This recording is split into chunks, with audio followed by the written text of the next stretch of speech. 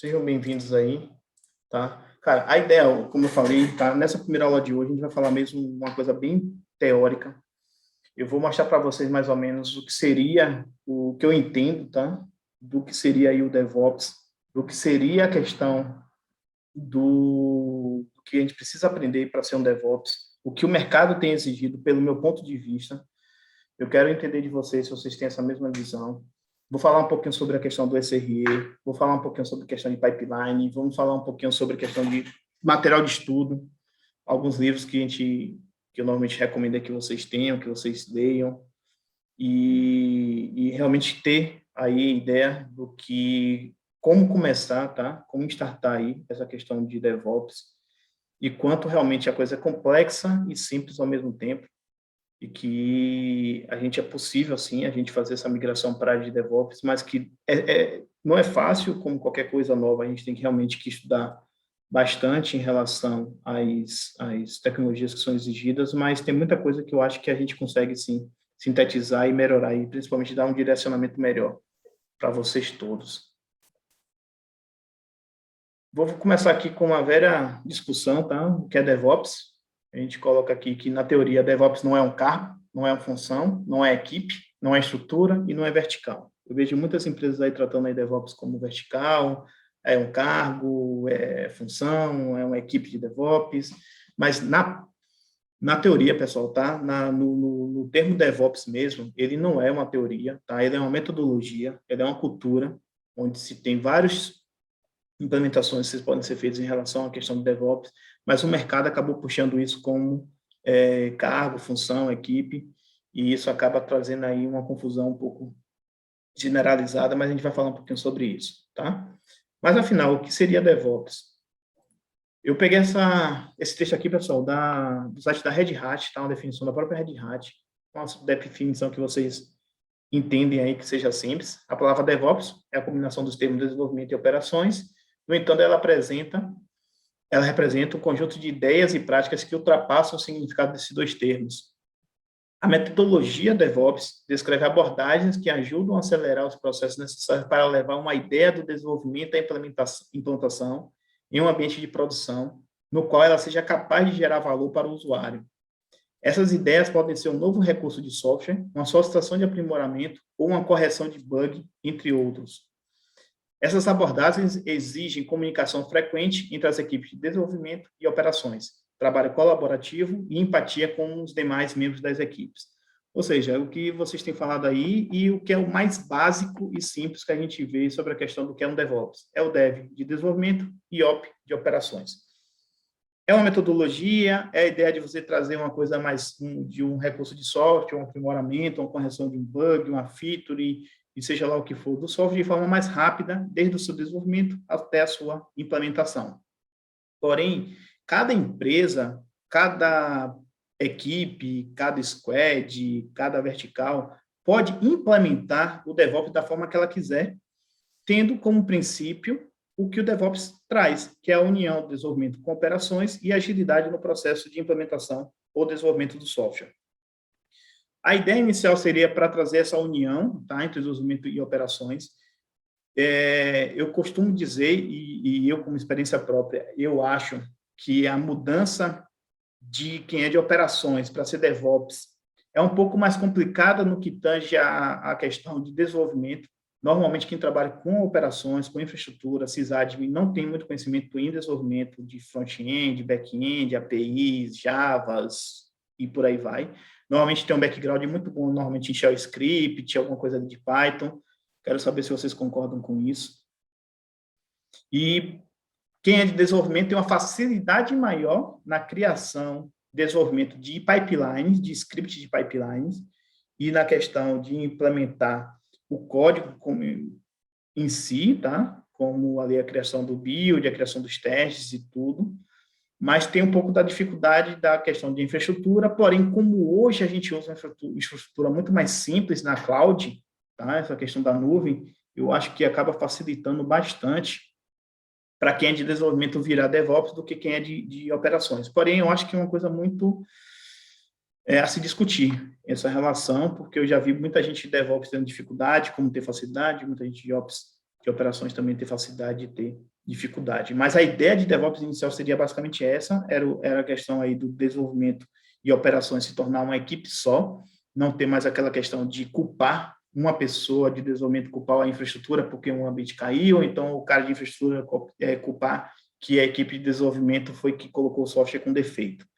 A ideia é você criar o que a gente chama de pipeline ou esteira, para que exista passos que o desenvolvimento do software passe para que ele seja entregue em produção de forma mais efetiva, mais segura e que evite esses problemas. Porém, na prática, eu acho que quem puder concordar ou discordar, isso não tem acontecido nas empresas. O Fábio bem falou que tem tido uma confusão bastante em relação à questão do DevOps, SRE, em questão das equipes. Eu vejo muita empresa e muita equipe hoje despreparada em relação a essa sincronização do desenvolvimento com operações. Eu acho que ainda tem tido muito problema, tem tido muita questão do desenvolvimento, se preocupar em questão das coisas de operações com desenvolvimento, e os dois acabarem não entrando em um consenso, mas realmente melhorou bastante em relação à entrega rápida, tá? Mas eu acho que isso ainda não foi resolvido, mas eu acho que também é por conta da forma como as empresas estão implementando os DevOps, aí, a cultura DevOps dentro das empresas. Vou colocar aqui, tá? Que na prática, DevOps, até está errado aqui, tá? DevOps, na verdade, é um cargo, é função, é equipe, é estrutura, é vertical, tá? E esqueçam isso não, na verdade, na prática tem sido, tá? Tanto é que o mercado tem pedido lá, nas empresas, tem surgido bastante vagas para função mesmo, para cargo, e quando você vai fazer entrevista ou vai conversar com as pessoas das empresas, elas têm falado bastante sobre a questão de você ter uma equipe DevOps, você tem uma que chama agora de Squad DevOps, estrutura em DevOps, vertical de DevOps, isso tem sido realmente uma constante muito grande dentro das empresas. Porém, a questão de terem colocado isso como cargo, como função, meio que deixou as pessoas um pouco relaxadas em relação a estudar realmente a cultura, em relação à metodologia, e acaba tentando atropelar esse passo, ou seja, a pessoa tenta, eu sou a CISAD, eu sou desenvolvedor, vou ser DevOps, eu vou entrar lá, vou aprender uma ou outra ferramenta e vou começar a fazer as coisas. Porém, esquece um pouco de estudar a partir da teoria, a partir do que realmente é a cultura, e tentar entender como realmente implementar, tanto você como pessoa, como também dentro da empresa que você trabalha, da equipe que você trabalha. Isso acaba gerando uma confusão muito grande aí na cabeça de todo mundo, tá? Se é cargo, se não é função, se não é, se é cultura. Porém, pessoal, assim, eu sempre costumo falar para as pessoas que eu converso sobre isso, esqueçam isso. Isso é uma briga vencida, é uma guerra que já foi vencida, o mercado já engoliu o DevOps como cultura, ele realmente passou a ser um cargo, as empresas entendem que é um cargo, então vamos trabalhar como cargo. É uma função, existe equipes, estrutura vertical, porém, eu acho que existe ainda um gap muito grande de profissionais de DevOps, ou seja, o mercado ainda está exigindo muitas pessoas de DevOps que não existem no mercado, é uma oportunidade para todo mundo que está aqui, todo mundo que conhece alguém que é da área de tecnologia, que realmente quer entrar no mercado, quer entrar forte, quer desenvolver aí nos próximos anos, criando realmente um plano de carreira dentro da tecnologia, partindo para a área de DevOps aí, SRE.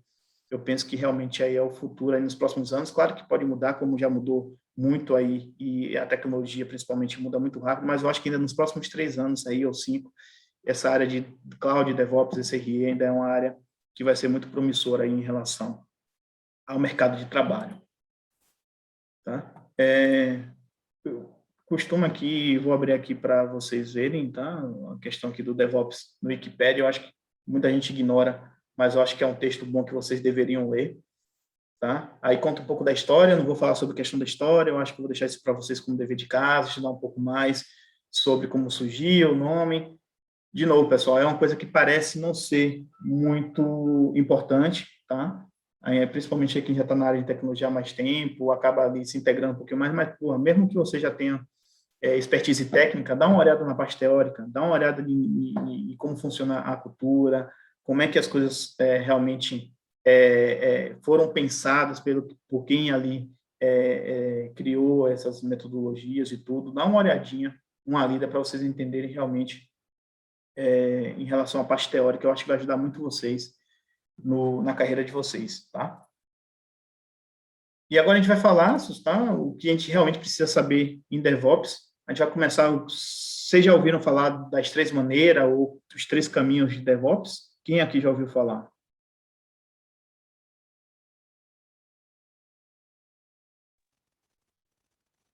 Já ouvi falar. Nunca ouviu falar? Alguém já ouviu falar? Daniel não, Keili sim, Ítalo Também não ainda ouvi ainda não. não.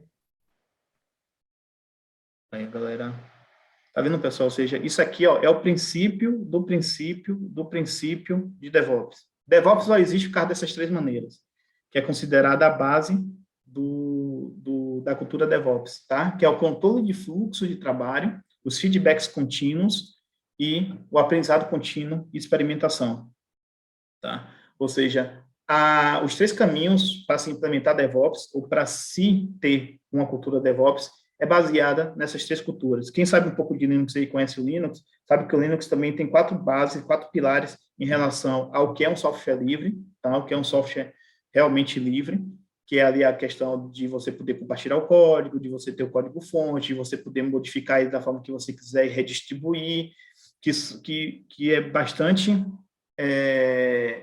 interessante, tá? Que tem muita gente que trabalha com Linux que não sabe isso, que é a diferença entre software livre, sobre a questão de open source, que existe uma diferença muito grande e acaba só levando ali a importância na parte teórica, desculpa, na parte prática, esquece um pouquinho da parte teórica. Mas aí já me confirma uma questão, as pessoas não estão estudando DevOps como deve ser, ou seja, não estão estudando a cultura e estão partindo mais para a prática mesmo de ferramentas, o que eu acho que não é o caminho certo, não é o caminho que eu fiz, eu acho que é o caminho que vocês não devem seguir, deve ser realmente uma coisa paralela. Não estou dizendo para vocês pararem de estudar ferramentas, mas eu acho que vocês têm que estudar ferramentas, mas também estudar um pouquinho de teoria em relação à questão do DevOps. O Juscelino está falando que iniciou após uma semana, está se habituando com os termos, mas é assustador como a tecnologia tem uma mudança exponencial, os saltos são muito grandes. Cláudio é um exemplo de mudança drástica em tecnologia. Juscelino, mas você tem uma ideia, a Cláudia já tem mais ou menos 20 anos, tá? Ou seja, a cloud não é uma coisa nova, a cloud é uma coisa muito antiga. Hoje em dia, a cloud ganhou um exponencial muito grande, principalmente por causa da pandemia, tá? Mas eu acho que é uma coisa que já vem há muito tempo, tá? Desde 2005, aí, 2007, já existe aí a cloud, a Azure aí, a AWS já vem. Claro que melhorou bastante, a mudança é muito exponencial, mas tem muita gente que acha que a cloud é uma coisa de 2 anos atrás, 3 anos atrás, e isso também é uma coisa que vocês precisam se preocupar. Sim, eu entendi você, só estou complementando que, apesar da mudança drástica, é uma coisa que é muito antiga, ou seja, não foi uma mudança que mudou de 2 anos para cá, é uma coisa que já vem há 20 anos, que se tornou mais exponencial a mudança agora, nos últimos 2, 3 anos, por causa do boom do DevOps, do SRE, dessa questão aí do mercado em si. Tá? E aqui, pessoal, em um desenho mais básico, para tentar colocar aí na cabeça de vocês o que seriam essas 3 maneiras, tá? Seria basicamente o controle de fluxo de trabalho. O DevOps preza que você coloque um fluxo de sempre como a gente chama, né, da esquerda para a direita, ou seja, do desenvolvimento para operações, de forma fluida mesmo, por isso que chama fluxo, ou seja, que isso aqui tem que fluir, ou seja, o dev tem que ter ali capacidade de colocar qualquer ferramenta em operações de forma contínua, ali, de forma realmente simples, tá? Que, ou seja, o dev seria questão de negócios e ali é questão do usuário, né, do costume, ou seja, você ter aqui um fluxo de trabalho contínuo sempre da esquerda para a direita, tá? A segunda seria o feedback contínuo, ou seja, você está ali criando seus códigos, colocando em operação, mas a operação, pessoal, tem que o tempo todo dar um feedback, ou seja, dar um retorno para a equipe de dev do que está acontecendo. Ou seja, antigamente a gente colocava qualquer coisa em operação e quem sentia o problema, quem via o problema era o usuário. E o usuário que reclamava com a empresa e a empresa ficava sem saber, cara, mas o que aconteceu e o que é que está havendo com minha aplicação? Por que a aplicação está parada? Por que os usuários estão reclamando? E isso que o DevOps preza, que além de você ter um desenvolvimento contínuo para operações, você tem que ter um retorno das operações para o desenvolvimento. Você tem que ter ferramentas de métrica, você tem que ter ferramentas que permita que o desenvolvedor, em tempo real, consiga ver o que é que deu errado na implementação, mesmo que seja em release, ali em homologação, em desenvolvimento, ou em produção também, principalmente em produção, tem esse feedback contínuo de tudo que está acontecendo com a implementação dessa feature ou desse novo código, ou dessa nova função aí no seu no seu software. o Mário Luiz falou, uma retroalimentação, ou seja, você tem aqui o desenvolvimento de alguma coisa nova e essa operação vai estar sempre alimentando o desenvolvedor com informações que ele possa, na próxima release que ele for mandar do software, ou então até mesmo para tentar imaginar um rollback aqui do que deu errado, ele tenha essa informação realmente de forma visual, de informação, e não só no empirismo. Eu acho que foi isso, eu acho que foi aquilo. Não, você tem realmente essa informação, essa retroalimentação de feedback.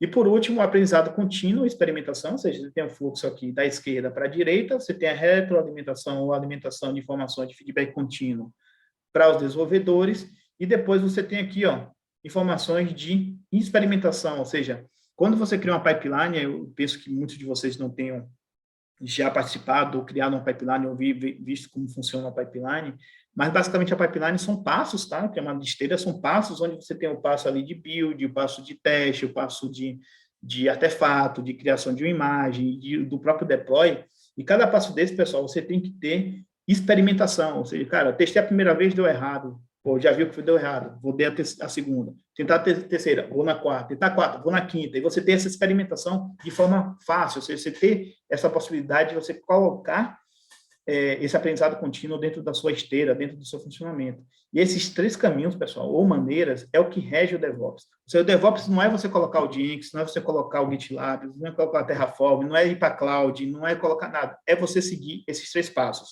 Ter um controle de fluxo de trabalho, ter um feedback contínuo e ter um aprendizado contínuo e experimentação.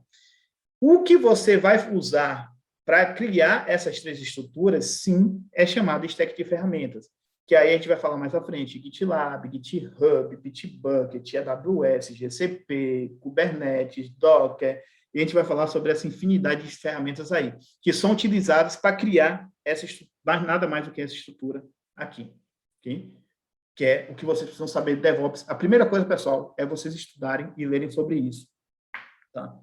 O Ítalo falou, seriam como os pilares de DevOps, isso, colaboração, compartilhamento, automação e monitoramento? Não, Ítalo. Esses são os 3 caminhos de implementação DevOps. Eu vou falar sobre a questão dos pilares, que na verdade são 5, chamado de Calmes. A gente vai falar um pouquinho mais à frente sobre isso. O João Vitor falou que pegou o livro DevOps para ler, do Emily Frim, e me recomendaram para começar. Eu vou falar sobre isso também, João. Ítalo perguntou, vai disponibilizar o slide? Vou sim, Ítalo, vou mandar para vocês sim, o slide. É porque ainda não terminei todo, eu tive uma semana um pouco complicada, mas quando terminar de hoje, já manda de hoje, é de amanhã, manda amanhã, e é de quinta, manda de quinta-feira. Beleza? Então, pessoal, se fixem bem em relação a essas 3 maneiras, tá? Pesquisem na internet, estudem, leiam, porque isso aqui, é o que vocês vão desenvolver em DevOps. O DevOps é implementar isso dentro da sua empresa, dentro da sua squad, dentro da sua área de desenvolvimento, dentro da sua área de infraestrutura, independente do que ferramenta você usa, você precisa se preocupar em implementar essas 3 coisas. Desenvolvimento, jogando as informações para operações de forma contínua, fluxo ali, com controle de fluxo de trabalho, você ter o feedback de tudo que acontece nesse fluxo, e você ter uma experimentação contínua, ou seja, tudo que está acontecendo, você tem log, você tem informação, você consegue ver, você consegue alimentar isso, novamente, experimentar, até você criar realmente ali uma coisa fluida, que uma pipeline que em 10 minutos, 5 minutos, 3 minutos, 2 minutos, dependendo do tamanho da sua aplicação, você consegue colocar ela em operações, coisas que antigamente levava meses para você entregar. Eduardo falou que acho que é uma discussão bastante importante hoje em dia, principalmente porque se tratando de cloud, ainda temos um grande problema, que é a questão de telecom para migração. Vamos falar também sobre isso, Eduardo. Vamos falar também sobre a questão de custo. Estou vendo muita empresa e muita gente migrando para cloud sem nenhum tipo de provisionamento de telecomunicações, de custo mesmo, de preocupação com nada. Acha que é botar na cloud e vai funcionar, sem uma parte de arquitetura. Eu acho que tem muita coisa aí que a gente precisa realmente conversar e discutir sobre isso. A essência de DevOps seria mais voltada para um cara de infraestrutura, o Windows Server, peço desculpa, cheguei um pouco atrasado. Hoje, Celino, não, eu falei um pouco sobre isso, tá? O DevOps, ele é sempre Dev e Ops. É desenvolvimento com operações, é justamente o que a gente está falando aqui. Você pegar a sua aplicação e jogar ali para operações. As 2 vertentes é possível se tornar DevOps, tá? Eu tenho amigos, tenho colegas que vieram da área de desenvolvimento para DevOps. Não é comum, tá? Mas existe. O mais comum hoje, devido à questão dessa questão da cloud, de monitoramento, essa questão da criação das pipelines, de entrega de ferramentas como o GitLab, o Jenkins, ser muito mais voltado para o cara de infraestrutura. Normalmente, o cara de infraestrutura está sendo o mais voltado a migrar para DevOps, tá? Mas não necessariamente. Tem muita galera aí de Dev que está migrando para operações, principalmente pela facilidade que eles têm de conhecer o fluxo de desenvolvimento, de teste de uma aplicação, build de uma aplicação, e também facilidade de criar um script, um código de infraestrutura ou de pipeline para implementação aí do seu desenvolvimento, tá? Ou seja, não é uma essência voltada para a infraestrutura, mas é o mais comum que está acontecendo. Tá? Até porque, normalmente, desenvolvedor, principalmente quando o cara desenvolvedor é bom, existe um mercado muito grande. Eu acho que até um mercado maior do que DevOps, quando você é um bom desenvolvedor, um cara aí bom de front, um cara bom de back, office, aí de API e tal, mas tem muita gente também migrando de dev também para DevOps.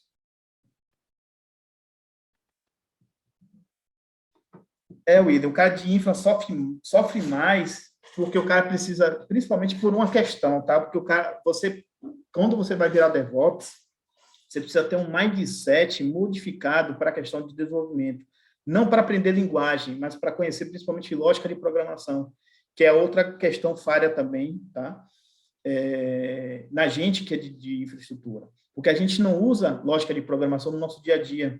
Para a gente levantar um servidor Linux, para a gente levantar um servidor Windows, um AD e tal, a gente não tem lógica de programação, a gente não consegue ter uma lógica de programação, aquele do IO, se, não, e por aí vai. E aí a gente acaba tendo um pouco mais de dificuldade em relação a isso.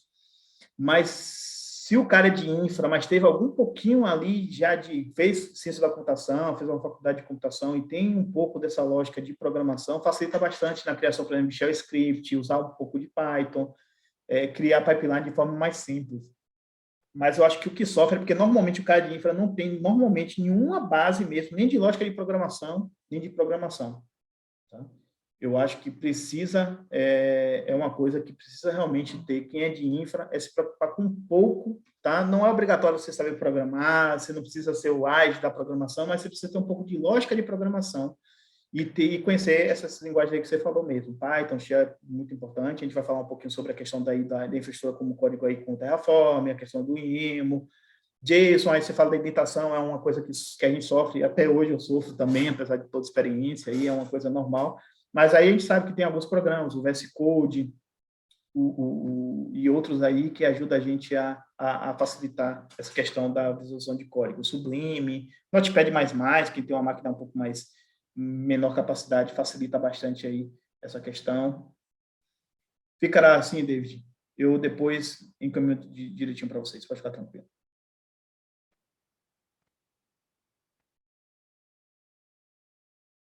VS Code é o mais comum, tá? Eu acho que muita gente tem usado o VS Code, mas tem muitos legais aí também, aí no mercado. Beleza? Então, pessoal, as 3 maneiras, coisa que vocês precisam saber, tá? Agora a gente vai falar aqui sobre os pilares do DevOps, tá? Pessoal, aquilo é as maneiras, ou seja, o caminho para você chegar de um lado ao outro, ou seja, eu não tenho nada de DevOps, preciso chegar até o DevOps, eu preciso seguir aqueles 3 caminhos, ok? Porém, ele tem pilares do DevOps que nos ajuda a manter a casa em dia, ou seja, manter a casa em pé. Ou seja, seriam os pilares que permitem que a cultura seja não só implementada, mas mantida, que seria o que a gente chama de CALMs, que é a Culture, Automation, Lean, Measurement e Sharing. Seria a cultura, automação, o fluxo, a medição e o compartilhamento. Tá? Cultura, pessoal, nada mais é do que a cultura, a teoria. O que é que o DevOps faz, o que é que o DevOps está pregando, o que é que o DevOps espera que você faça.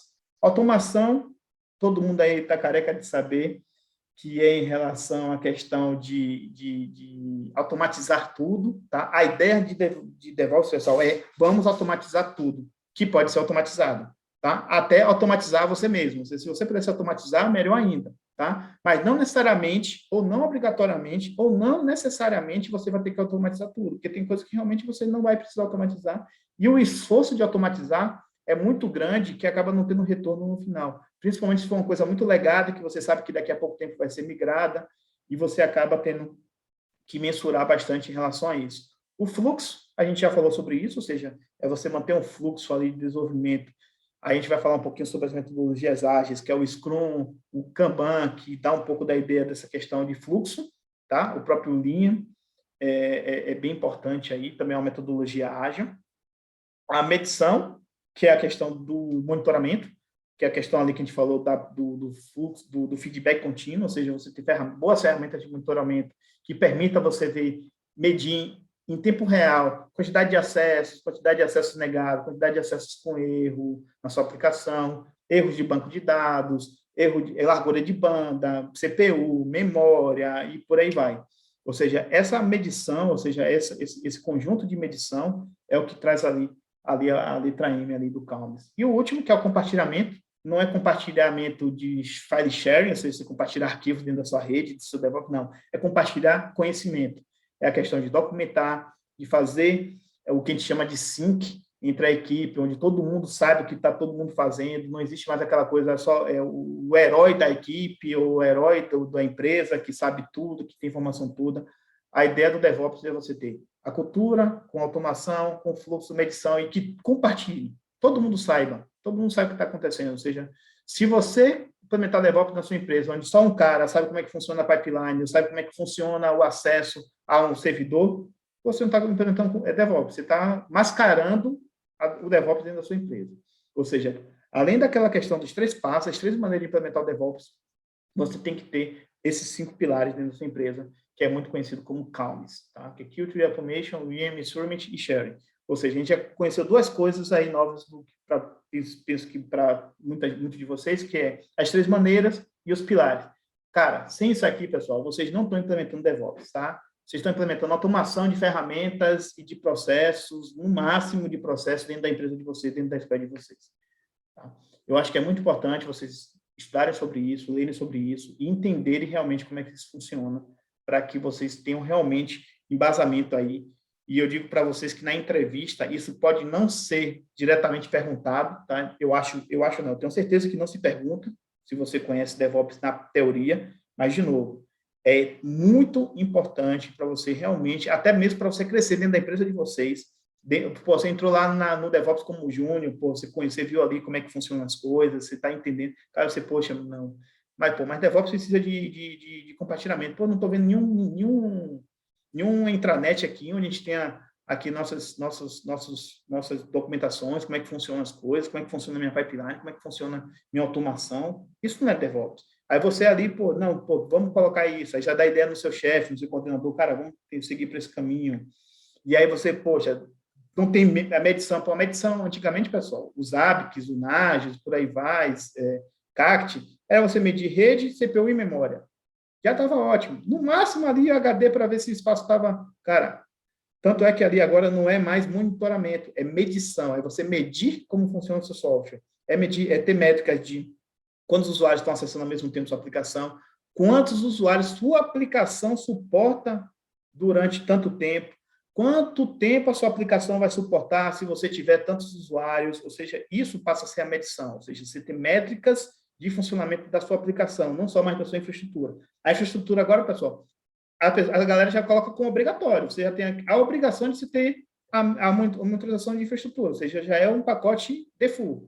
E a sua diferença, ou seja, o seu diferencial na parte de medição é a questão das métricas da sua aplicação. E por aí vai, ou seja, isso tudo aí, pessoal, vai ajudar bastante aí vocês no desenvolvimento realmente da sua carreira DevOps.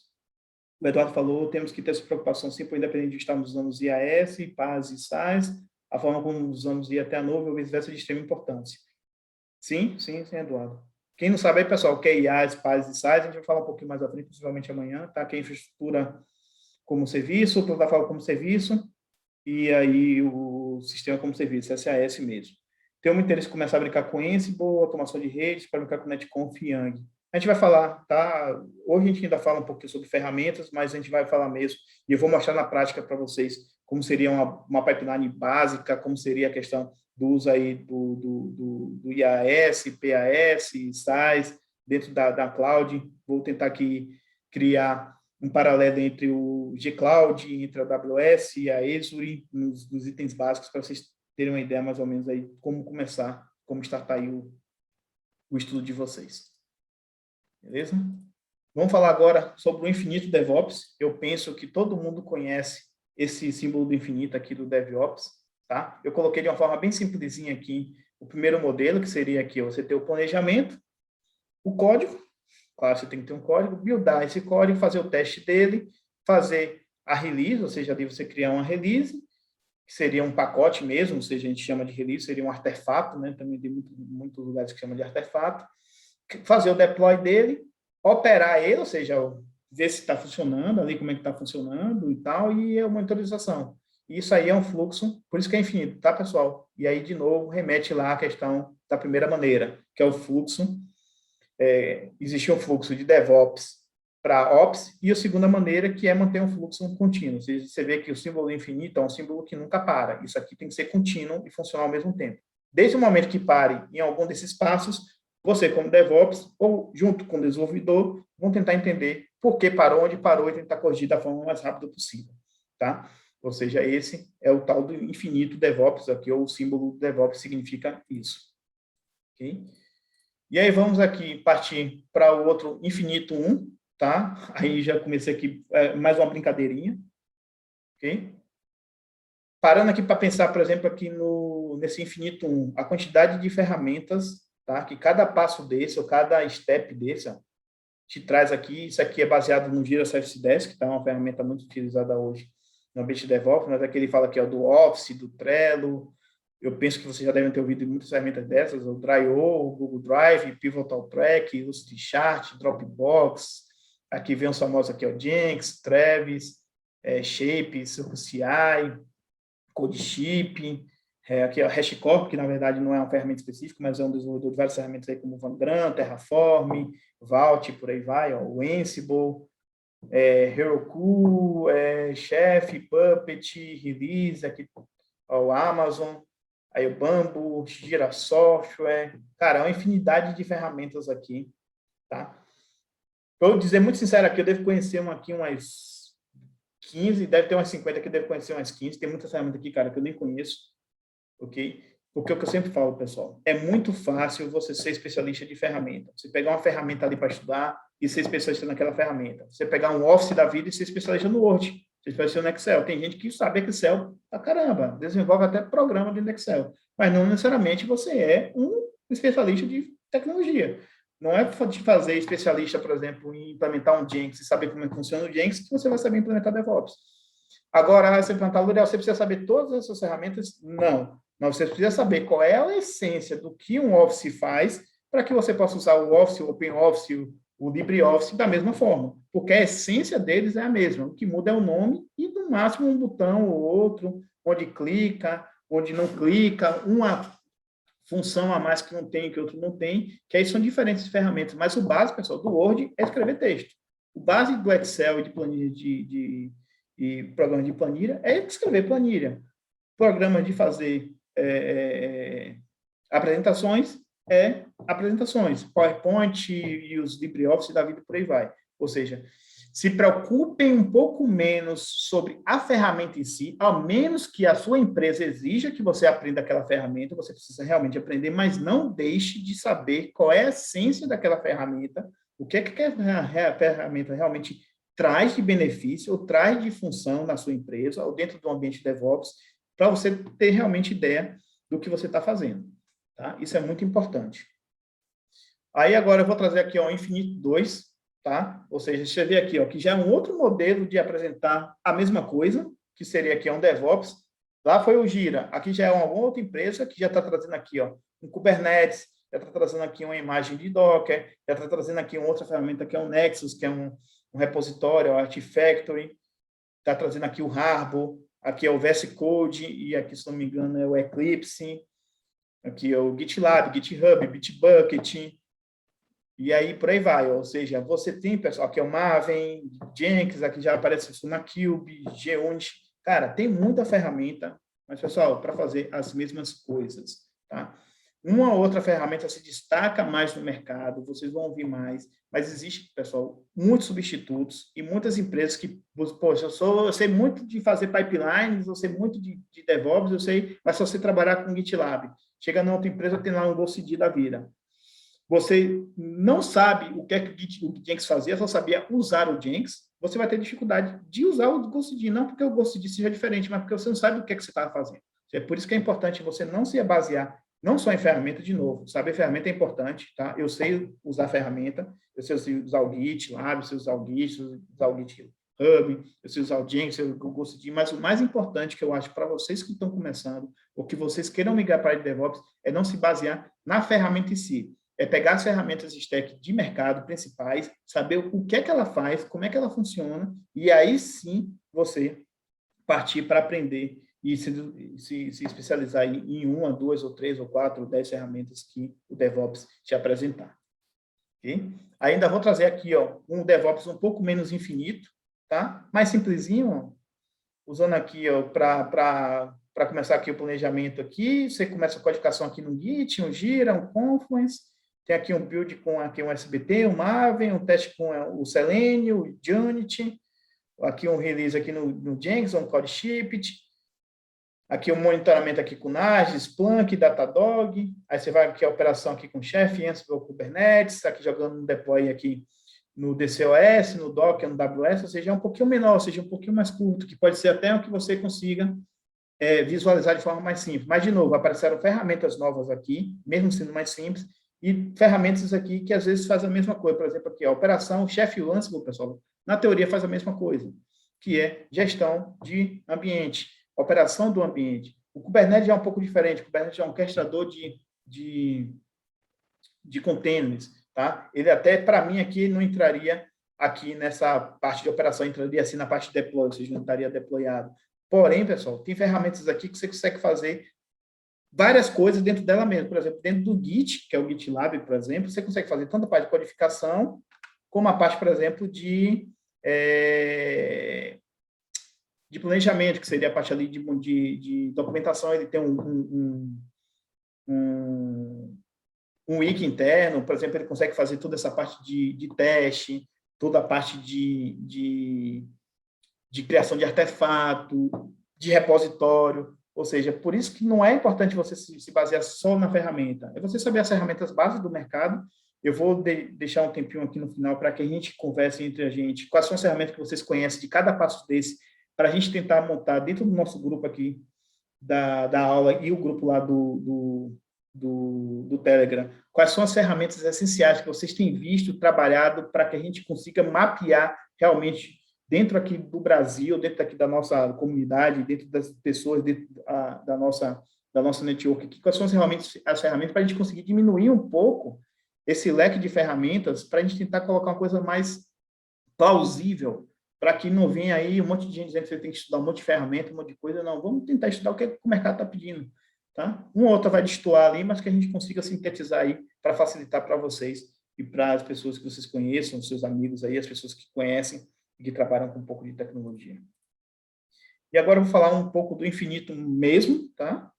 Cara, é um infinito aqui, ó. Eu não consigo nem mensurar quantas ferramentas tem aqui, ó, de colaboração aqui, ó, Trello, Pivotal, Visual Studio, Basecamp, Asana. A equipe de comunicação já vem aqui, ó, ChatOps, vem o Slack, HipChat, IRC, Microsoft Teams, Nestor.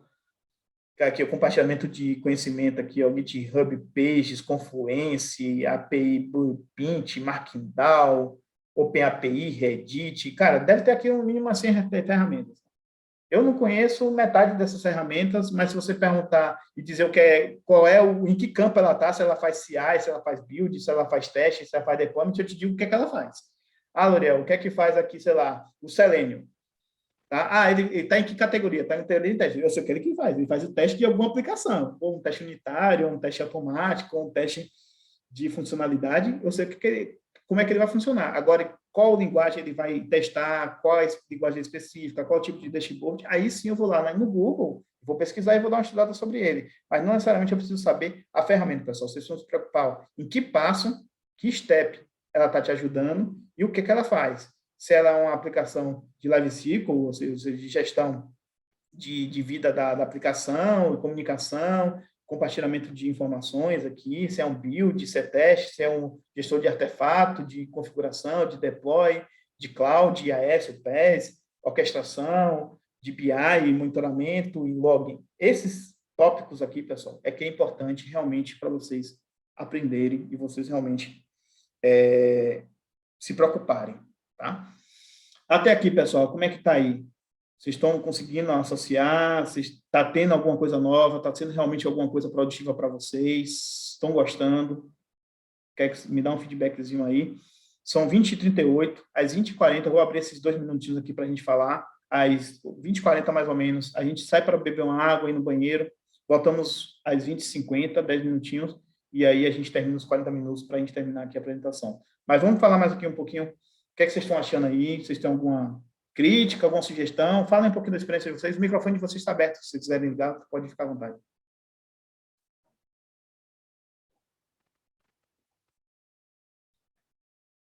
Vocês conheciam essas ferramentas todas?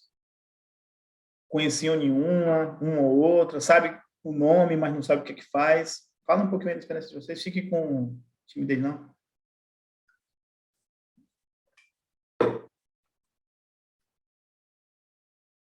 Ninguém vai falar? É isso mesmo? Todo mundo com vergonha? Quais são os que têm estudado, Ítalo? Boa, Eric. Valeu, Giovanni, pelo feedback. Oi, Uriel, pessoal, boa noite, tudo bem? Tudo bem. Tá me ouvindo bem? Estou ouvindo, sim. E aí, conta um pouquinho aí o que é que você tem estudado aí. Atualmente, eu trabalho como gestor de TI numa empresa, mas a minha carreira foi muito voltada na parte de manutenção e infraestrutura. E desde que eu comecei a umas postagens suas no LinkedIn, eu comecei a me interessar para mudar de carreira, progredir, tentar futuramente estar numa empresa realmente de tecnologia relacionada a desenvolvimento de softwares, operações, e não ficar só naquela manutenção de hardware. E eu comecei a estudar em maio, né, fiz aquele curso também nas minhas férias em julho de Linux com você. Foi meu primeiro contato, assim, realmente com Linux. E aí progredi bastante lá no trabalho. Atualmente eu já consigo controlar os servidores que eu tenho na empresa, porque além de ser o responsável pela equipe, eu também sou o sysadmin, já que eu não tenho uma pessoa da minha equipe que também tenha essa stack, né? E aí, assim, foi muito produtivo, porque eu comecei a aprender Linux, comecei a aprender Git, né, também, agora já tem um repositório no GitHub. Aí comecei a ver Docker, um pouco de Kubernetes. Agora, na pós-graduação que eu faço, eu vi um pouco da ferramenta do Jenkins e estou estudando. O que eu gostei mais foi da parte de IAC, né, infraestrutura como código, né? Eu me identifiquei, gosto bastante, tanto é que eu só uso máquina virtual com Vagrant. E agora fiz um trabalho que eu fiz uma minha pós usando Ansible, Vagrant e um pouco de Terraform. E aí estou estudando essas ferramentas voltadas mais para IAC. Eu gostei muito dessa parte de infraestrutura como código. Você poder usar o Terraform, até porque na nuvem, como eu sou iniciante, eu tenho aquele receio de deixar alguma coisa ligada, né? E aí acabar tendo que ser tarifado. E com o Terraform eu vi a possibilidade do que eu construir, no final que eu ver que está ok, eu destruo, né? Então, Mas isso para mim... eu vou falar um pouquinho sobre isso mais à frente. Tenha cuidado que nem sempre ele destrói tudo. Pois é, eu fico receioso, mas eu fiz um cursinho assim, básico ainda de AWS, e eu já consigo ali no portal ir verificando cada coisa que ele cria. Como você Boa. falou, uma vez eu gerei realmente uma outra ferramenta da HashiCorp, que é o Packet, né? Que ele cria a ISO lá do AWS, depois ele vai lá e provisiona, né? E Isso. aí, o da AWS eu vi que para você criar um AMI, ele também gera um snapshot, né? E aí, quando eu destruí, eu percebi que ele não tinha destruído o snapshot. Aí, se eu não tivesse feito a exclusão manual, eu teria sido tarifado pela cobrança do armazenamento, né? Isso. O mais simples que normalmente que mais acontece, Ítalo, disso é o cara que levantar uma EC2, né, que é uma máquina virtual padrão É. na AWS e não associar na configuração do Terraform para ele destruir o disco depois que remover a máquina. E aí você levanta a máquina com o Terraform, ele levanta um disco associado, quando você remove a máquina virtual via Terraform, ele remove a máquina, mas o disco fica lá. E você vai ficar sendo tarifado desse disco a vida toda, até você for lá e remover. Esse Pois tipo é, de desperdício você tem que começar a pegar, aí é mais com o dia a dia mesmo. eu vejo tudo, eu fico com receio até de deixar um usuário, uma chave, um security group, eu fico com receio de tudo ainda no início, né? Entendi. A gente vai falar um pouquinho sobre isso, eu vou mostrar para vocês na AWS e na GCP, tá? Como é que vocês conseguem ver o custo de vocês, para vocês conseguirem ver o que está sendo cobrado, se tem alguma coisa sendo cobrado e por aí vai, que é o Curso Explorer. Legal, legal. Eu uso também o Heroku. O Heroku eu acho legal porque ele tem a parte gratuita, só que ele só levanta coisa simples, né? Container, coisinha básica, né? Aí eu fico mais preocupado com ele.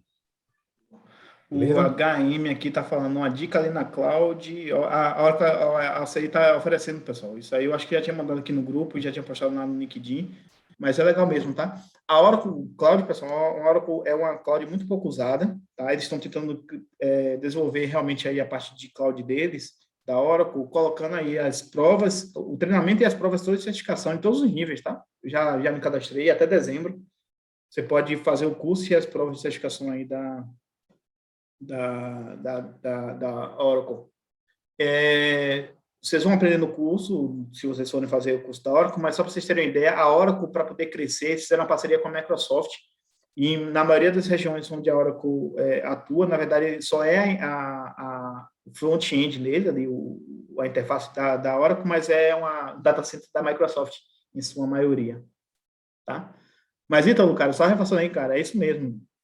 Foi bom você ter começado lá com Linux, cara. Você vê que não era nenhum bicho de sete cabeças. Eu fico puto da vida. Já falei isso nos meus cursos aí, quem já fez curso comigo. Quem fica vendendo dificuldade aí no Linux para dizer que é muito difícil, cara, é uma coisa mais simples do mundo, é uma coisa simples. Eu acho que todo mundo tem capacidade de começar ali. E realmente é a porta de entrada para qualquer bom sysadmin, qualquer bom administrador de sistemas, realmente é começar ali, aprender Linux. Até porque o Windows a gente usa no dia a dia e mudar de um Windows 10 para um Windows Server é basicamente aprender um serviço de AD e tal, mas o funcionamento dos cliques, como configurar um IP, uma rede, é tão simples quanto no dia a dia da gente. Por isso que eu acho que o Linux traz um pouco mais não de dificuldade, mas de mudança de cultura, mas que, cara, é muito simples. Beleza? Pessoal, vamos parar aqui, tá? 10 minutinhos. Às 9h55 eu volto aqui. E aí a gente discutindo mais o áudio e o chat aí está aberto. Se vocês quiserem conversando aí, vou colocando alguma coisa, alguma informação, alguma dúvida, pessoal. Por favor, vamos contribuir aí. Se tiver dúvida, alguma pergunta, tá? Pode jogar lá no chat aí. Quando a gente voltar, a gente já discute e já continua aqui o curso. Beleza? Até daqui a pouquinho. 10 minutinhos.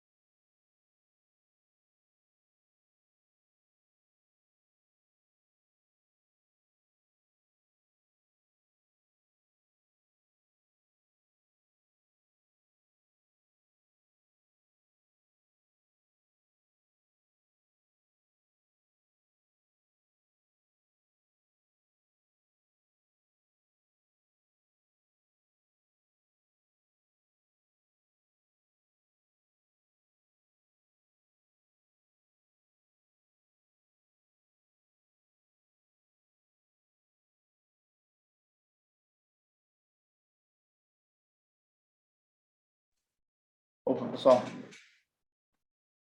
Todo mundo por aqui? Quem puder dizer se já está por aqui, dá um oi aí no chat. Ou sinaliza aí para a gente já começar.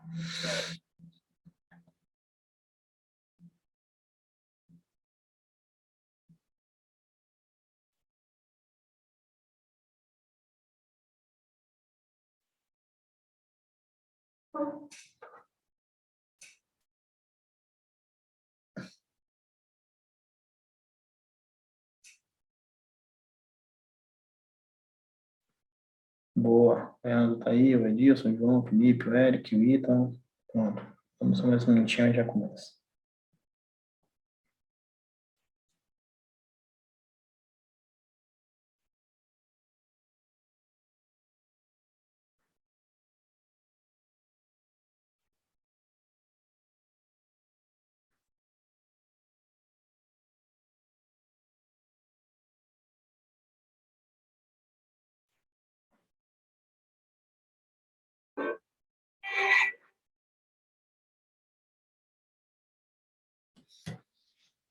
Delfim, Eduardo.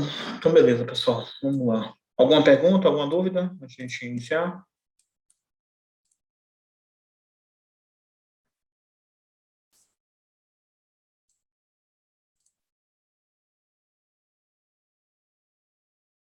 Não? Então, beleza. Voltando aqui, pessoal, a gente estava falando aqui sobre a questão das ferramentas aqui, tá? Ou seja, que a gente falou da questão dos passos. A construção aqui é muito voltado para a questão da esteira, a gente vai falar um pouquinho sobre isso, que seria a parte de colaboração, build, teste, implantação e execução. Esses tops aqui é o que realmente você precisa se preocupar, que é a função do que aquela ferramenta faz, e dentro tem as ferramentas principais aí do mercado para cada um item desse. Dificilmente alguém vai conhecer todas as ferramentas, mas vai conhecer o que ela faz, beleza? E aqui o que a gente precisa saber é a famosa pipeline, tá?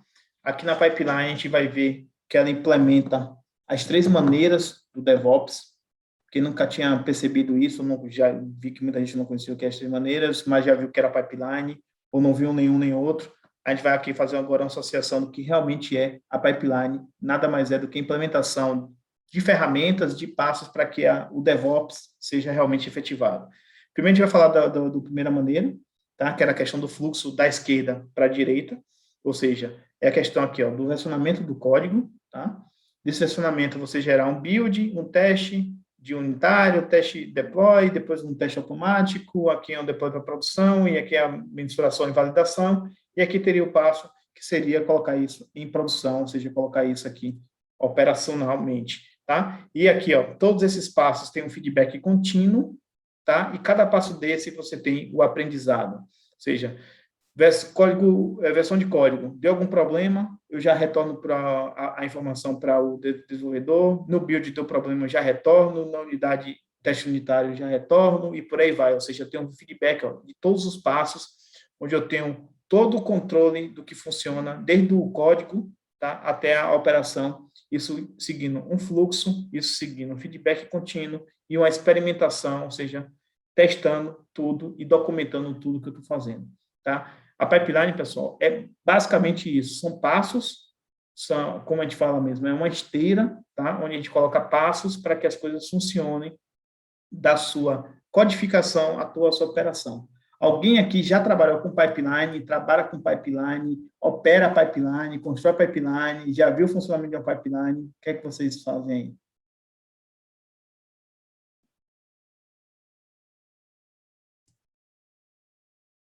Alguém quer falar? Ainda não? Giovanni, não. Galera, vamos... Amanhã a gente vai começar a ver um pouco disso mais.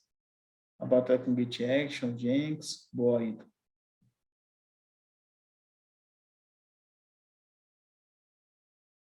Não. Tá vendo, galera, como o DevOps tem muita coisa e muita coisa básica, mas tem muita coisa, assim, que a gente precisa realmente aprender, estudar. Cara, só de ser DevOps, cara, não é você aprender ferramenta, não vai aprender, achar que você vai aprender Kubernetes, vai aprender Docker, você vai virar um DevOps. Você pode virar um bom sysadmin, então, um administrador de sistema bom, mas não é você fazer DevOps. Aí o Leandro falou que acompanha as execução dos pipelines. Em que, Leandro, qual é a tecnologia que vocês usam aí?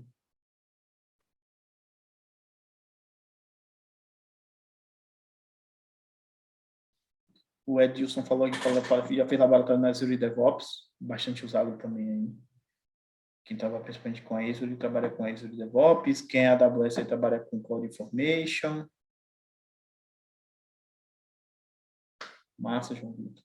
Aí o João Vitor já trabalha com Azure DevOps para AWS. Ctrl M aí, depois Azure.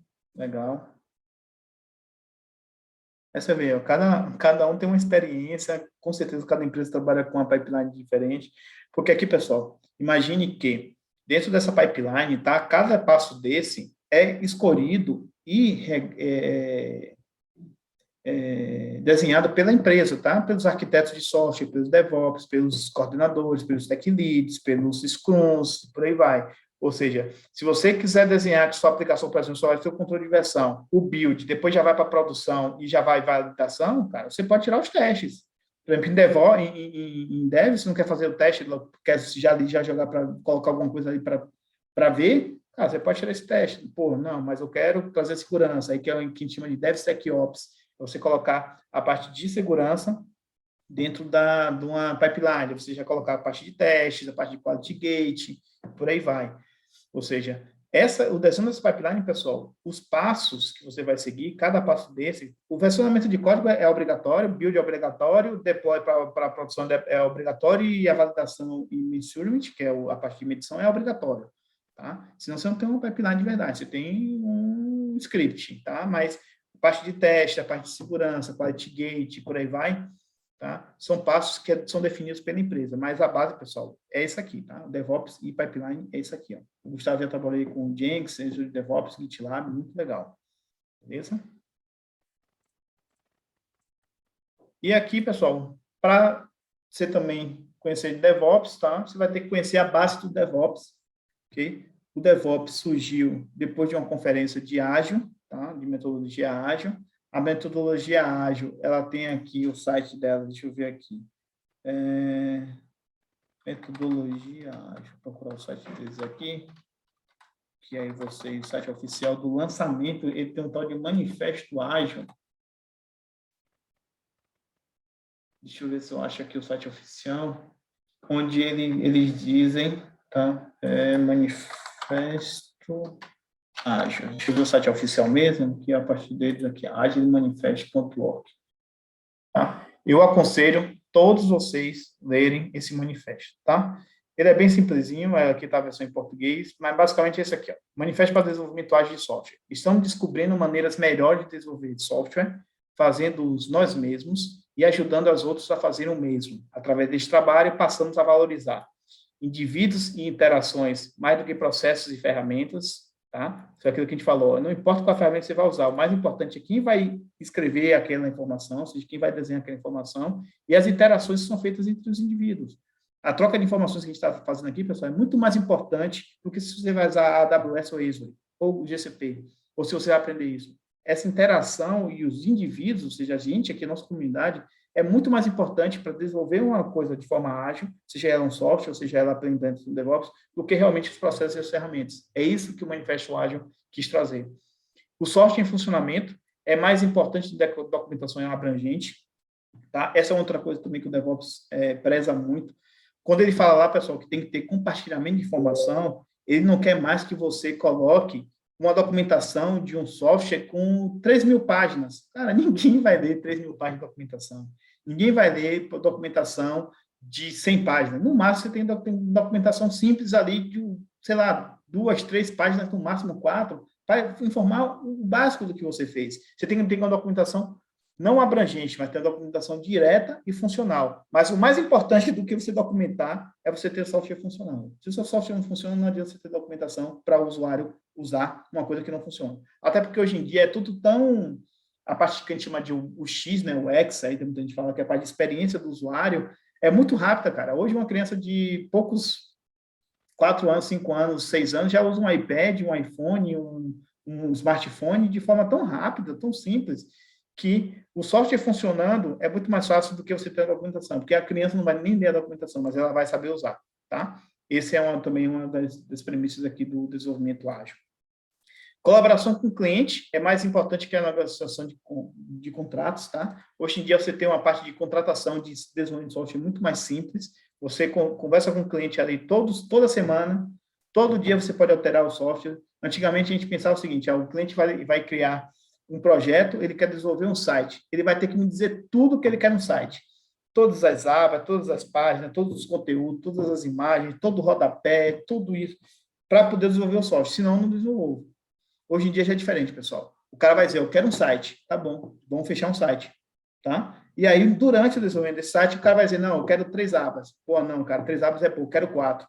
Na outra semana, cara, 4 não ficou muito boa, eu quero 2. Por quê? Porque você já tem um software ali em funcionamento, os indivíduos e interações estão ocorrendo todos os dias, e a colaboração com o cliente é diária. Ou seja, você não precisa mais negociar contrato, onde você precisa, no início, dizer tudo que você quer, mas você precisa dizer qual o tamanho daquilo. Eu quero um software que me traga ali mais ou menos uma coisa parecida com o iFood. O cara já sabe qual é a dimensão do projeto. Mas o que vai ter ali dentro, cara, você pode mudar e melhorar a cada interação e a cada colaboração com o cliente.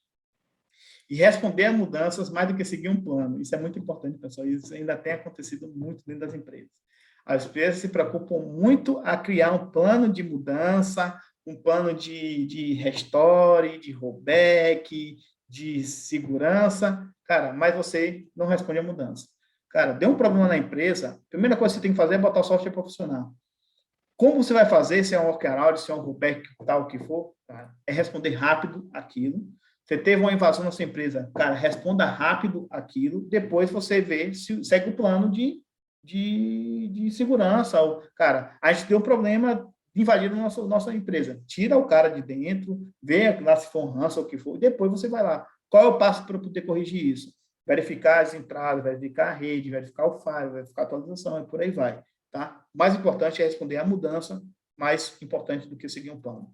Ou seja, mesmo havendo valor no itens à direita, ou seja, mesmo sabendo que processo e ferramentas é importante, documentação abrangente é importante, negociação de compras é importante, seguir um plano é importante, valorizar mais os itens esquerdos, que é indivíduos e interações, software em funcionamento, colaboração com o cliente e responder a mudanças. Tá? Esse é o manifesto que foi escrito por esses carinhas aqui, que são os chamados os pais da metodologia ágil. Tá? E aí tem várias linguagens aí, tudo. Eu vou mandar aqui no grupo do Telegram para vocês, e aí depois vocês darem uma olhada com calma, uma lida com calma. Beleza? O Eduardo Cunha que falou, se trazer uma orquestração Terraform vertical pode ser usado em qualquer nuvem pública, mesmo as nuvens possuem sua própria ferramenta. Sim, Eduardo. O Terraform ele é multiplataforma, tá? Ele funciona em várias plataformas, AWS, GCP, Heroku, Alibaba, Oracle Cloud, GCP, em todas, tá? Ela tem integração com todas, beleza? Voltando para aqui, tá? As metodologias ágeis. Aí, pessoal, vocês têm que entender o que é metodologia ágil. Você não consegue implementar DevOps se você não for ágil, se você não tiver a ideia do que é ter uma metodologia ágil, implementação de uma agilidade na sua equipe, na sua empresa. Depois disso, você tem que saber um pouco sobre o Scrum, ok?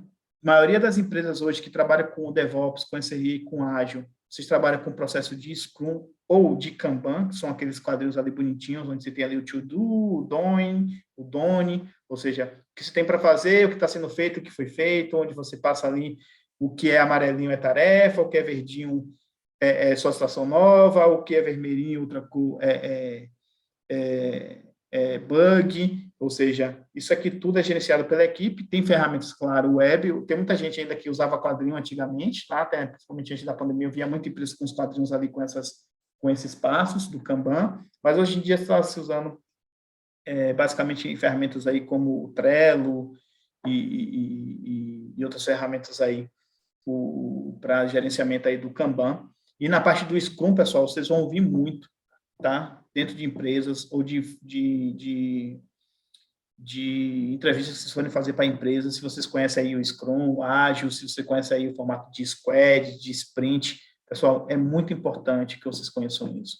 Não deixem de ver, tá? Estudar sobre a questão do que é um Scrum, o que é um backlog, um Sprint, o que é um Sprint de 15 dias, que você tem as daily ali de 24 dias, desculpa, de 24 horas, que você tem depois disso tudo, que entregar alguma coisa para o cliente, que é ali o que a metodologia ágil fala, é o software funcionando, ou seja, é isso aqui, ó, a cada 15 dias, pessoal, você tem que entregar alguma coisa para o seu cliente, já funcionando. Ou seja, se você começa um projeto, na teoria, em 15 dias, você já tem alguma coisa para entregar para o cara, que a gente chama aqui de artefato, ou mesmo de produto mesmo. Okay? E aí, essas metodologias, aí eu estou colocando aqui as principais, que é o Scrum e o Kanban, tá? Existem muitas empresas que trabalham com tal do formato de Scrumban, que é uma mistura de Scrum com Kanban, ok? Mas isso são as duas metodologias. A metodologia realmente é o ágil, o Scrum e o Kanban são frameworks das metodologias ágeis. Alguém aqui já trabalhou com Kanban, já trabalhou aqui com Scrum, com alguma dessas metodologias? Conhecia, já ouviu falar? Qual é a experiência de vocês em relação a essas metodologias, pessoal? Aí o R. Pacheco disse que já.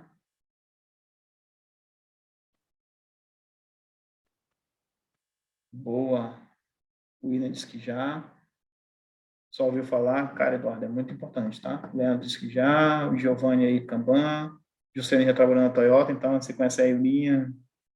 Foi criada aí a metodologia Agile, basicamente nasceu também aí das tecnologias aí, da metodologia Linha, aí dentro da Toyota.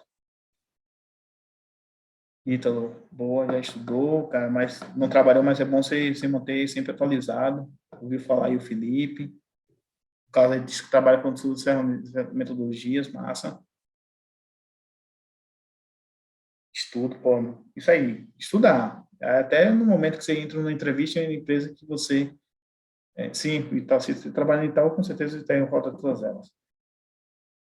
João Vitor disse que utiliza o Kanban. Cara, eu utilizo o Kanban, por exemplo, na minha vida pessoal. Eu coloco ali tudo que eu tenho para fazer, o que eu estou fazendo, o que eu entreguei. Eu ali tenho minhas tarefinhas ali, semanais ali do que eu faço, principalmente na minha vida pessoal, que eu falo pessoal e de trabalho, né? Ou seja, tudo que eu tenho que fazer, estou fazendo e tal. Aí o Carlos disse que usa o Gira.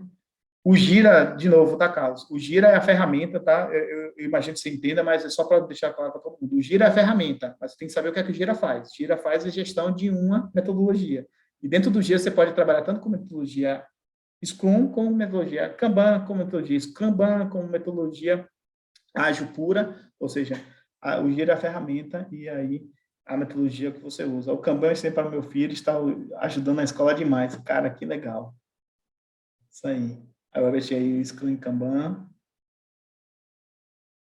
Muito importante, pessoal. Isso é, cara, é o que vocês precisam entender, tá? Até aqui a gente está evoluindo bastante aí o que, é que vocês precisam ter e eu estou passando uma base bem importante aí para vocês, o que é parte de DevOps, beleza?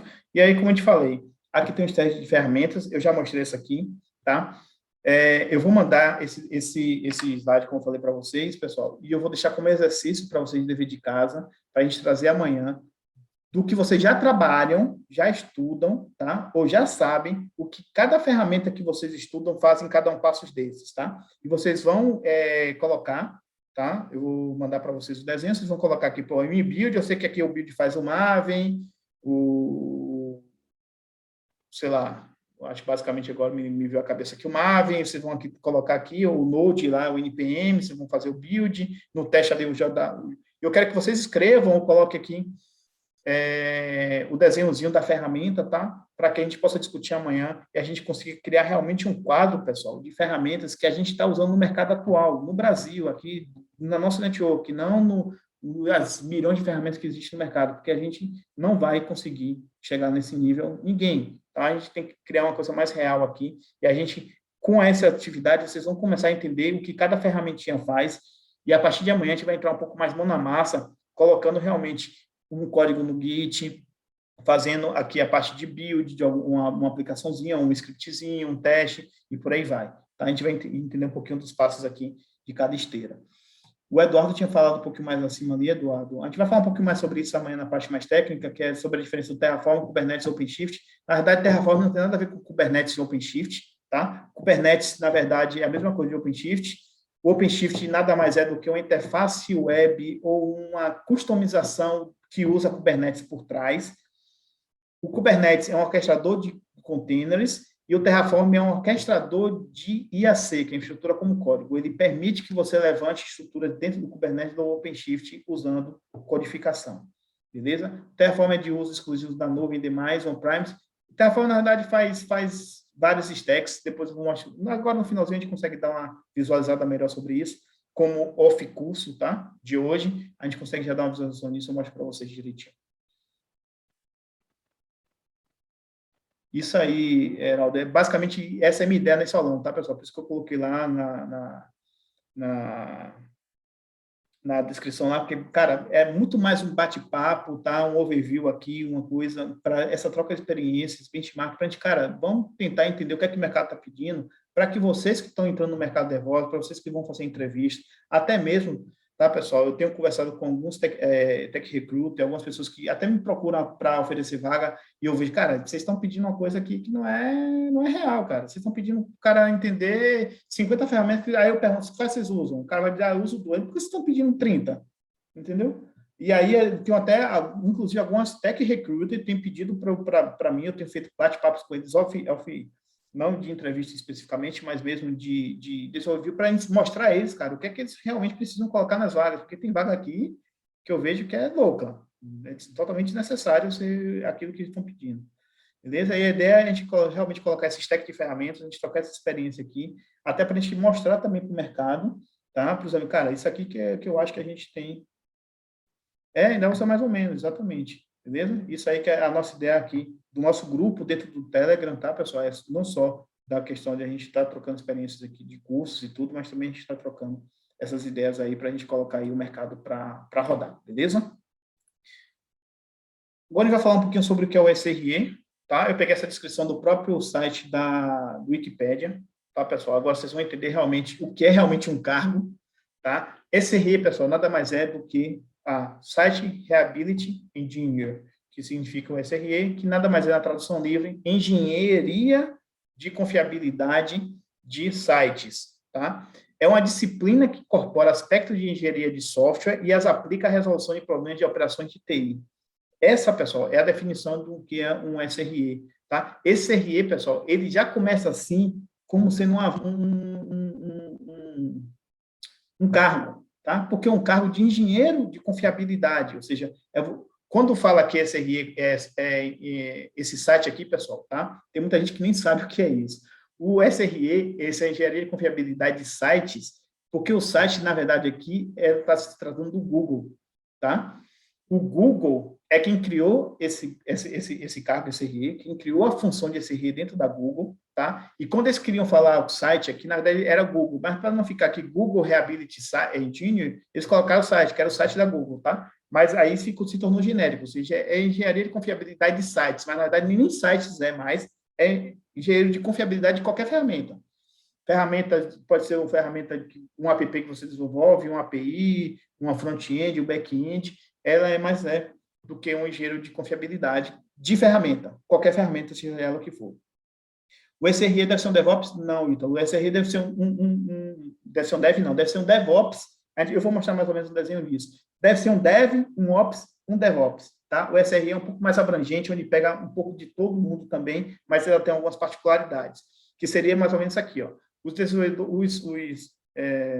SRE são profissionais de engenharia de software que se responsabilizam de forma multidisciplinar, tá? Na teoria, na prática tem que ser também, mas na teoria, mais do que a prática, tem muita gente que trabalha como DevOps e diz que é SRE e vice-versa, porque a empresa não sabe o que é a diferença entre um e outro. Que ele trabalha é muito mais multidisciplinar, tá? O DevOps não necessariamente precisa saber de todas as ferramentas, principalmente de monitorização, o CRE obrigatoriamente já precisa, tá? Na gestão e automação da mídia de tecnologia, e os principais objetivos são criar um sistema de software ultra escaláveis e altamente confiáveis. Essa palavra confiável, pessoal, que está no nome SRE, tá? É o que traz a diferença do SRE para o DevOps. O DevOps, pessoal, se preocupa até aqui, ó, é disciplinar também, ele se preocupa na gestão e automação do ambiente de tecnologia. Ele entrega lá, e lembra que eu falei que ele dá um feedback para o desenvolvedor para mudar o código e melhorar aquilo? Tá? O SRE já faz um pouquinho a mais. Ele quebra um pouco essa barreira da parte de entrega das medições e das métricas. Ele passa a ser o responsável pela confiabilidade e alta disponibilidade e alta escalabilidade dessa ferramenta. É ele que vai se preocupar quantos pods aquela ferramenta precisa, aquela aplicação tem que ter para subir, ou quantos containers tem que subir escalavelmente automaticamente quando a ferramenta tiver muita requisição, tiver muito uso de CPU de memória. Ele que vai se preocupar se a aplicação vai suportar durante quanto tempo numa Black Friday a quantidade de acessos, se precisa aumentar ou diminuir a capacidade do cluster. É o SRE que faz esse estudo e torna um ambiente confiável. O que é confiável? Não é confiável na parte de segurança apenas, ele se preocupa também com segurança, mas confiável na questão de funcionamento. Ele realmente está confiável, ele realmente vai estar funcional se eu tiver um aumento. Imagine que eu lancei, isso acontece muito, tá? Em várias empresas aí, vocês devem já ouvir falar, algum amigo que pode contar para vocês, uma empresa que simplesmente colocou um anúncio na Globo no domingo e na segunda-feira o sistema não funcionou. Eu, por exemplo, eu gosto muito de ouvir, às vezes, o programa Pânico, e o Pânico tem uma audiência muito grande, o Pânico na rádio, ali na hora de meio-dia às 14. E, às vezes, eles têm algumas coisas que eles fazem propaganda lá, e aí eles colocam a propaganda no ar, dá meia hora, uma hora, durante o programa mesmo, começa um monte de reclamação de gente dizendo que mas o site está fora, não caiu. Por quê? Porque o cara botou a propaganda, mas esqueceu de se preocupar com a aplicação dele, com o site dele. Ou seja, o cara deixou de vender, gastou para poder botar publicidade, e aí o cara botou a publicidade, mas foi tanto acesso que a aplicação dele não funcionou. Ou seja, o site dele não foi confiável. O cara que tentou acessar não vai confiar no site dele. Ou seja, o engenheiro SRE, o engenheiro de confiabilidade, é o engenheiro que, além de saber o que é um DevOps, automatizar, ser multidisciplinar, ele vai se preocupar com a confiabilidade, trabalhando ali com o dono do produto, que a gente chama de PO, com os Scrum Master, com os DevOps, com os desenvolvedores, com os arquitetos, com os caras de segurança, para criar uma condição para que o seu site seja confiável. Seja ele na cloud, seja ele on-prime, seja ele onde for. Tá? É a preocupação do SRE, é cuidar da confiabilidade do sistema. De acordo com o Brent Trainor, tá? Que é o fundador da equipe de SRE da Google, esse cara aqui que criou esse cara, criou essa equipe, criou essa função, ele fala que o SRE é o que acontece quando o engenheiro de software é encarregado do que costumava ser chamado de operações. Tá? Tem um colega meu aqui, do Fábio, que até não pude entrar, mandou mensagem aqui no WhatsApp, que é o Gilberto, que ele fala uma coisa bem interessante, que o SRE não sei se é o Lucas, que também trabalha com a gente aqui, que o SRE é um sysadmin, né, que é um administrador de sistemas de luxo. Tá? Porque, pessoal, o SRE, ele se confunde muito com o papel de um administrador de sistema, porque o DevOps, pessoal, em sua raiz, ele não precisaria entrar em servidor Linux para implementar nada em Linux, instalar pacote Linux, instalar servidor Windows, nada disso. O DevOps implementa automação e gestão de ambiente.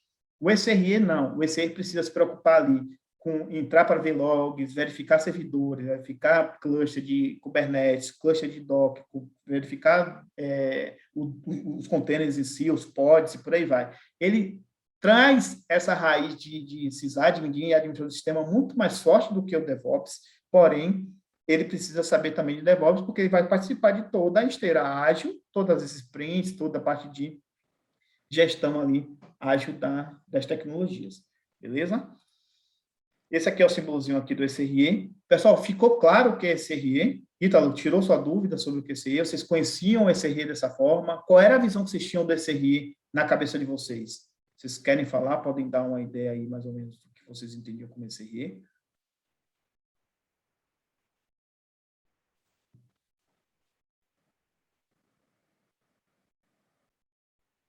Ninguém?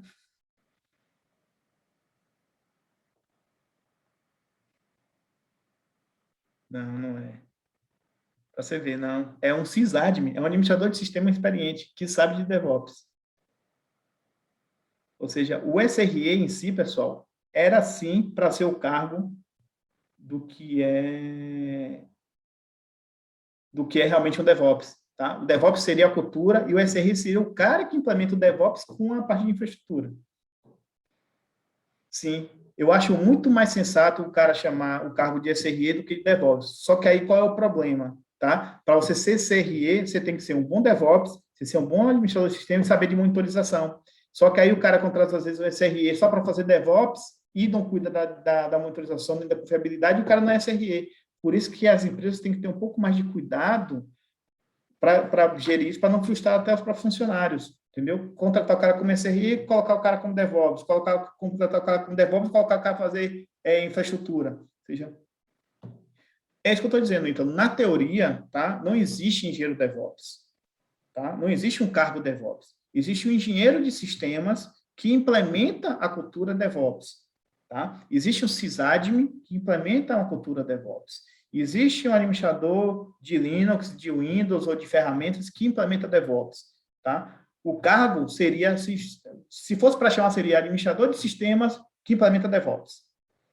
O SRE é um cara mais completo do que DevOps, sim, William. Tá? Na teoria, o SRE, aí é o que eu vou colocar aqui, o próximo slide, se eu não me engano. Deixa eu trazer aqui, depois eu volto, tá? O SRE seria mais ou menos isso aqui, tá? O SRE, ele sabe de dev, sabe de operações, tá? Sabe de DevOps e tem uma coisa muito particular do SRE, que é saber mesmo a parte de monitorização, a parte de mensuração, a parte de medição e confiabilidade de sites, tá? Ou seja, o DevOps, tá?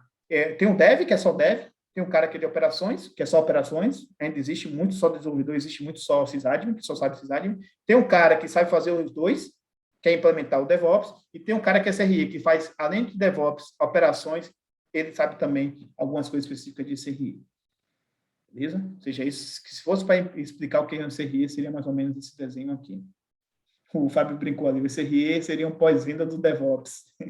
Seria assim, na prática, seria uma coisa bem interessante isso. O cara implementou DevOps e aí entrega para o SRE fazer a confiabilidade, verificar se todos os passos são direitinho, verificar a validação daquilo. Mas, como eu falei, o SRE também faz o DevOps, tá? É muito simples, é muito comum as empresas contratarem o SRE para fazer o DevOps, mas não tem que deixar de fazer também o papel de SRE, que seria o papel ali, que seria essa parte fora aqui do desenvolvimento, operações de DevOps. Beleza? Só voltando aqui na parte textual, tá? Eu acho que está repetido. Está repetido. Por isso que eu achei que já tinha ido. Deixa eu só remover aqui para não ficar. Beleza, pessoal? Então, é isso. Tá? SRE é basicamente isso, ou seja, é um DevOps com algumas atribuições a mais. Já são 21 e 28, a aula hoje terminaria 21 e 30. Vou só agora falar de último passo, seria o material de estudo. Pessoal, vou mostrar para vocês aqui, tá? O que eu recomendo, o que eu tenho estudado. Primeiro, em relação a DevOps, tá? Tá até aqui do meu lado, tá até aqui bem... Deixa eu ver se vocês estão vendo, que é o manual de DevOps, tá? Esse livro aqui é o manual mesmo de DevOps. Os escritores aqui, que é o Jim King, o James Humble, o Patrick Debois e o John Williams, são os caras que inventaram essa ideia de DevOps. Foi quem, numa conferência ágil, disse, cara, tem uma coisa melhor do que isso aí, vamos colocar essa união aí de DevOps e DevOps em agilidade, e criou o DevOps, tá? E eles criaram o manual, ok? Ou seja, tudo que um DevOps faz, essa questão das 3 maneiras, do que é aí as esteiras, implementação, valor comercial e tal, ou seja, tudo isso vocês encontram nesse manual. Aí tem muita gente que fala, mas o manual é muito teórico, tem muita coisa chata. Tem sim, cara. Tem horas aqui que você chega numa parte do livro que dá vontade de você largar e deixar de lado.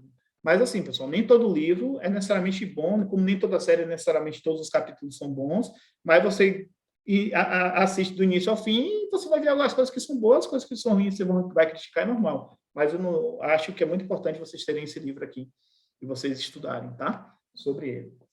Aí tem um que é dos mesmos criadores desse aí, que é do Jim King, o Kevin Bean, mas só muda aqui o George Spafford, que é o Projeto Fênix. Cara, como aqui o livro mesmo diz, tá? Que é um romance sobre TI e DevOps e sobre ajudar o seu negócio a vencer.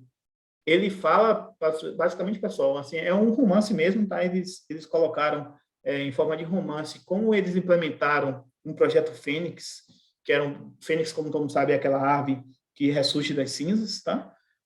Ou seja, ele colocou toda uma estrutura de TI para renascer através da implementação aqui do DevOps dentro da empresa, tá? Não fala de ferramenta, não fala do que é um DevOps, nada. Fala mesmo imagine que é uma história de nós que entrou na empresa e colocou um DevOps para funcionar, e ele vai contar como foi essas coisas todas, beleza?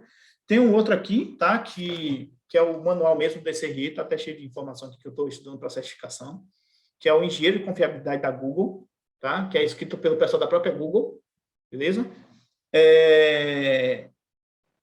O SRE, que faz SRE e não conhece esse livro, eu nunca li esse livro, cara, o cara não é SRE, tá? O cara conhece de SRE, sabe fazer as funções de SRE, mas ele não sabe a essência do SRE. O livro também tem muita coisa muito importante, tem muita coisa, às vezes, também chatinha, como todo livro tem. Cara, o livro é bem grandinho, mas, velho, se você quer entender o que é DevOps e SRE, vocês têm que ler pelo menos esses 2 livros aqui. O Projeto Fênix nem tanto, tá? Mas esses 2 livros aqui, vocês vão realmente entender o que é um DevOps e o que é um SRE e ter aí um aprofundamento maior nisso. Não deixem de estudar ferramentas, estudar Linux, Windows e tudo, mas, cara, se vocês não conhecem esses livros ou não estudam, vocês vão ser mais vocês não vão ter diferencial nenhum. E aqui tem um outro, pessoal, que foi uma indicação que tem até num desses livros, tá? Que é... Só que esse aqui é mais voltado para desenvolvimento, tá? Que é para quem não conhece o desenvolvimento, quem nunca trabalhou dentro de uma empresa de desenvolvimento, nem dentro de uma empresa que de uma equipe que trabalha com desenvolvimento, que é o chamado um mítico homem do mês, o mítico homem mês, tá? Ele fala, pessoal, dos desafios de projetos de desenvolvimento, tá? De programação mesmo. Problema de gestão, problema de divisão de tarefas entre os desenvolvedores, as operações e tal, que ele não é um livro que fala de DevOps, não é um livro que fala de SRE, mas ele fala de programação, ou seja, de equipes de programação e desenvolvimento. Quais são as dificuldades que eles têm para gerar um código, para compartilhar um código, para trabalhar em conjunto, tá? Para fazer implementações e por aí vai. Ou seja, isso aqui é uma recomendação que eu faço, tá? Mas não é obrigatório para o DevOps, nem para o SRE, mas eu acho que é bem legal. É um livro baratinho, deve custar uns R$30, R$40, não lembro hoje, apesar de que aumentou muitas coisas.